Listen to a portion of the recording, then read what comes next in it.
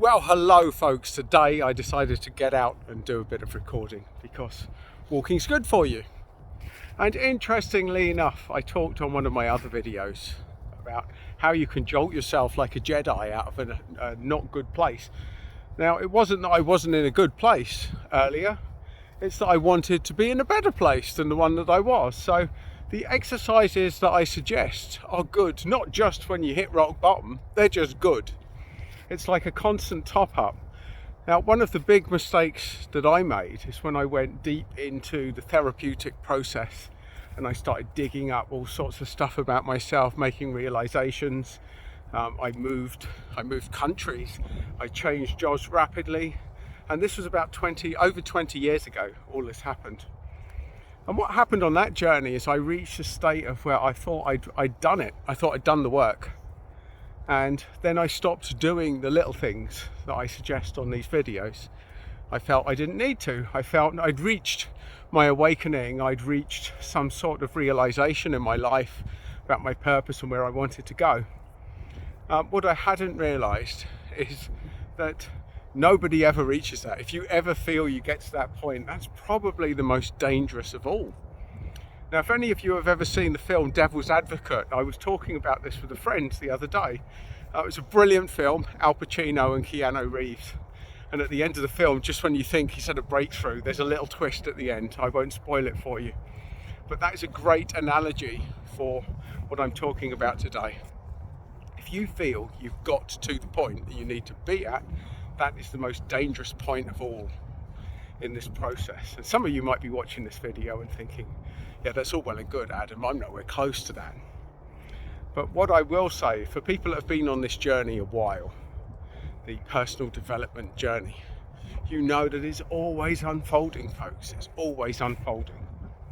That if you feel that you've reached some sort of realization or awakening or epiphany to change your life, and you stop doing the little things that got you there, then that is a dangerous place to get to. So let's bring that right back into the here and now. One of the things that I suggest people to do if you're not in a good space, but you can do this when you are in a good space, is ask yourself the question, what could I do right now to feel better? When I was doing a bit of editing. I've just done a really interesting interview with a chap called Steve Roebuck, and it was very tempting for me to get stuck into that and start doing all the editing, doing all that. And then I looked outside and I realised we haven't got much daylight at the moment. Certainly December in the UK we have to make the most of our daylight hours.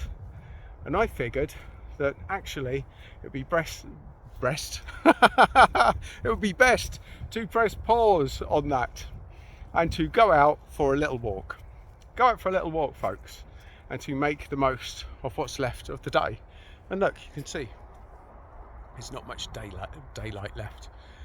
And not only that, but look, you'll notice from a lot of my walks that when I go out, I tend to pick times and places where there's not many people. And that's part of the personal development journey, folks. That the path that no one else is on is often the path that you need to go. Following the rat race, following the herd, following the cattle might be a safe option, or it might seem like a safe option, but it will always take you, if you're awakening spiritually, it'll always take you to a place where you're wondering what you're doing and you're following the crowd with no apparent reason or knowledge of why you're there, what you're doing, and you wake up one day thinking, I'm not very happy. Well, this is the sort of stuff that keeps me happy, folks. It keeps me topped up. Going out in nature, especially here at twilight, appreciating nature around me and making the most of my day. So that's a top tip. Asking yourself, what can I do to feel better now? You don't have to hit rock bottom to get to that point, but when you keep asking that, when you use that in your toolkit on a daily basis, it keeps you topped up. It keeps you in a better place, and it keeps you doing things that you wouldn't normally do, because we can very easily get stuck in single thinking, single-mindedness. So this for me is my way to jolt out of it. And not only that, from a business perspective, I still get to record videos, except I get the benefit of being out and walking as I do that. So there you go, folks. A little bit of alternative background today, out and about with me,